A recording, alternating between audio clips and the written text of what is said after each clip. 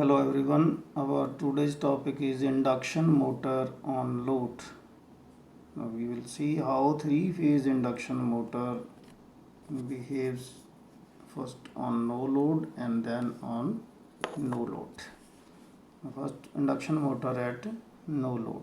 Let us draw the equivalent circuit of the motor at no load. The secondary side is or rotor side is kept open. Rotor is not short circuited in this case. The primary winding EMF induced, that is stator EMF induced per phase, is represented here E1. It is the primary EMF induced in the stator winding per phase. R1 is the rotor resistance per phase and X1 is the rotor reactance, leakage reactance per phase. R0 and X0 represents the exciting resistance and exciting reactance, that is at no load these values of resistance functions. Current drawn by the motor is I0. This winding is not drawing any current because these are considered to be ideal and all parameters of these are drawn outside. R1 is the resistance of this winding, X1 is reactance of this winding, the starting time R0 is the exciting reactance resistance of this winding, exciting reactance of this winding. So all the parameters of this winding are shown outside, and V is the supply voltage per phase.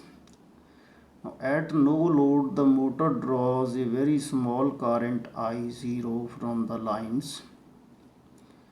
This current I0, because the value of the resistance is kept low to minimize the copper losses, R1 is very low as compared to X1. Therefore this current is, just like in inductive circuits, lag behind the voltage line by an angle of nearly 90 degree. That is, the power factor of this current I0 is very low. Now this no load current has two vectors. One is the I0 cos phi. This is IW. IW is equal to I0 cos of phi 0. Cos of phi 0. Now this angle we can show here, it is phi 0. This angle, this is phi 0. I0 cos phi 0 is equal to IW, wattful component of current. This current is responsible for feeding the losses occurring in the motor. And another component IM, magnetizing component of current. Magnetizing component of no load current. It is much more than the wattful component of current. It is at 90 degree angle to the voltage and is responsible for producing the flux in the core. Flux in the core. The value of this magnetizing current is much more due to the air gap between stator and rotor, which have high reluctance. So these three represents the no load current. I0 is represented on this vector diagram as I0 lagging behind the voltage by some angle phi 0, and two components, wattful component and magnetizing component, where I wattful is I0 cos phi 0 and I magnetizing is I0 sin phi 0.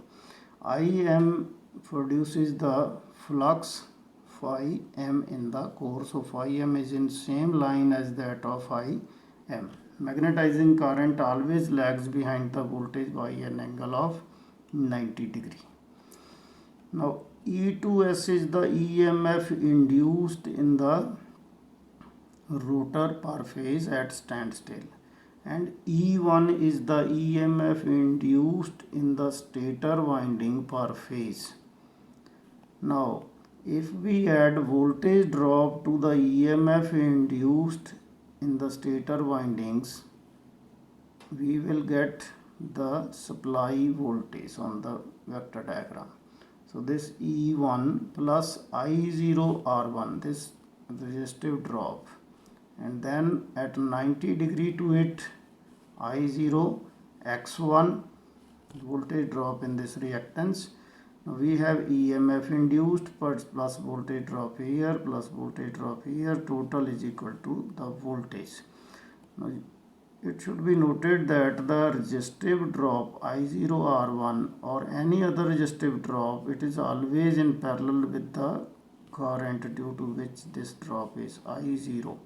So I0 R1 is in parallel with, drawn in parallel with I0, and I0 X1 is at 90 degree angle to the I0 R1. So the sum total vector sum of these vectors will be starting from the starting point to finishing point of the last vector. So it is voltage V. So this is called the vector diagram of the motor on no load. Here no load current, we can write it as vector sum of wattable component of current and magnetizing component of current, that is IW square plus this vector IM square is equal to hypotenuse I0, or we can write IW as I0 cos phi 0, I magnetizing at I0 sin phi 0. Let us have a look at the motor when it is loaded. Now this circuit shows the induction motor on load. Now stator and rotor both parameters are included in this equivalent circuit. Stator parameters just like in the no load case, but the difference is that now no load current I0 is shown here and current I1 in this line, and I1 dash, this current is flowing through this section. So here incoming current is I1 and outgoing current are I0 and I1 dash. That's why we have written I1 is equal to I0 plus I1 dash, the vector sum, because these are alternating quantities, so we can don't have the algebraic sum. It is the vector sum. Vector sum of these two vectors is equal to the incoming vector. Outcome sum of the outgoing currents is equal to incoming currents, applying Kirchhoff's law here. So E1 is the EMF induced in the stator winding per phase. All other values are having same meanings as in the previous topic. Here this is the rotor circuit. So EMF induced in the rotor at standstill, resistance of the rotor winding per phase, reactance per phase of the rotor, and this is the fictitious resistance representing the load on the motor. Now what happens when in the previous case there was no current flowing in the secondary winding, it was open, the rotor circuit was open. Now the rotor circuit have a current I2 flowing through it. I2 current is flowing through it. So I2 is responsible for more current in the stator circuit. How? At no load, the windings have EMF E1 and E2s, and rotor have no current. When rotor current flows, rotor produces its own flux which affects the flux produced by stator. As a result, the EMF induced in the primary winding or stator winding reduces and motor draws more current from the supplies. Means if we put load on the motor, the rotor current increases. As a result, more current is drawn from the supply lines by the stator, and so on up to full load. So this current I1 dash is called primary counterbalancing current. Primary counterbalancing current. It counterbalances the effect of the rotor current. So more is the rotor current, more will be I1 dash. So as in the transformer, this primary counterbalancing current is given by this equation. I1 dash is K times I2, where K is the ratio of secondary turns divided by primary turns per phase, or in this case of the motor we can say it better that number of turns per phase of rotor divided by number of turns per phase of stator is equal to, the ratio is called K, turn ratio or voltage transformation ratio. How much current will draw the motor in addition to no load current from the supply lines is equal to the rotor current multiplied by K, that is the turn ratio of rotor to stator per phase. So here on the vector diagram, this part is drawn in the same way as for rotor circuit. That is, this is the resistive drop I2R2 over S in the direction of I2. At 90-degree angle to it is the reactive drop I2X2S, and the sum total of these two vectors is E2S, is the EMF induced in the secondary or rotor winding per phase. Now E1 is drawn as usual. No load current I0, wattful component, magnetizing component are drawn in the same way as in case of no load. Now magnetizing current is responsible for producing flux, so flux is also shown on the same line on the vector diagram. Now let us move where to draw this current I1 dash, primary counterbalancing current. This I1 dash is drawn exactly opposite to the I2 because it have to counterbalance the effect of I2. So I2 dash extended backward on this line, we draw I1 dash and its value is equal to K times I2. Now there are two currents leaving this junction, I0 and I1 dash, and incoming current is I1. Vector sum of these two currents is I1 dash and I0 is I1. Now to obtain vector sum of I1 dash and I0, what we do, we draw a parallelogram, drawing a line parallel with I0 from the end of I1 dash and a line from the end of I0 in parallel with I1 dash. This parallelogram is completed.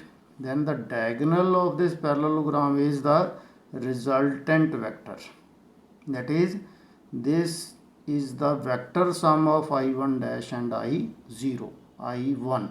So this vector sum is I1, the current drawn from the lines. Now the voltage drop in the resistance,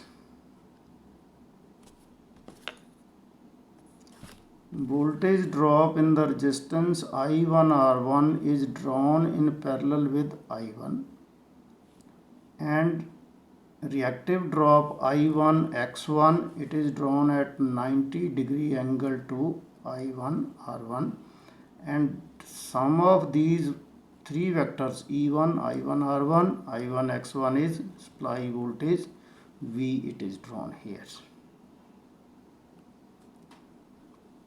We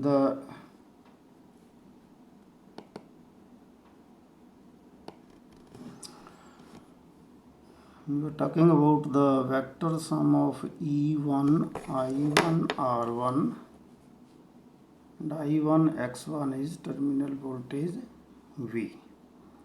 So here phi 2 is the angle for power factor of rotor, cos of phi 2 is power factor of the rotor, cos of phi 1, this angle between V and I1, it is the primary power factor phi 1.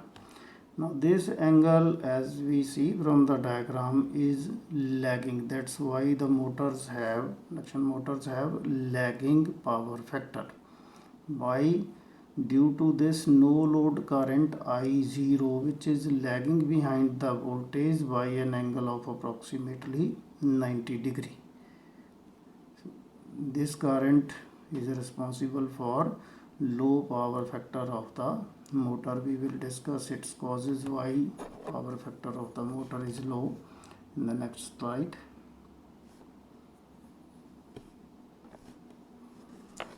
Now let us discuss the causes of low power factor. In three phase, as we know that three-phase induction motor works on mutual induction principle, and EMF is induced due to the magnetic flux produced by rotating magnetic field which links with the rotor conductors. But to link the magnetic flux with rotor conductors, it have to pass through the air gap. This is the air gap. This part is our stator, this part is rotor, and the space between the rotor and stator, this periphery, this is called air gap. The magnetic flux produced by stator core, shown by N and S magnetic field here at some instant, actually it is rotating, but at instant it is considered to be here.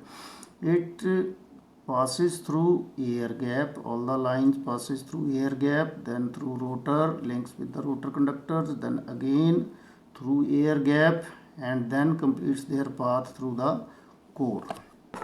These lines complete their path through the stator core in this way, in this side, in this way. So from here we can see that stator flux have to pass through air gap twice. So the air we know have high reluctance as compared to the iron. So path have high reluctance.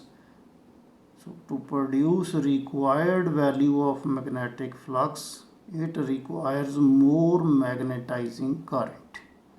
It draws more magnetizing current, which is lagging behind the voltage by 90 degree, and hence this results in the low power factor of the motor. Again we can see in the previous diagram,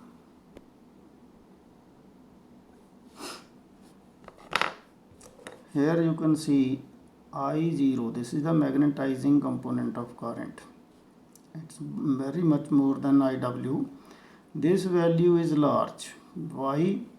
To produce the required value of flux, it draws more magnetizing current due to the air gap. Due to the air gap between stator and rotor. If this current have more value, I magnetizing, and hence I0 have more value, it will affect the resultant current drawn by the motor I1. That's why the motors draw lagging current from the lines, because of the air gap.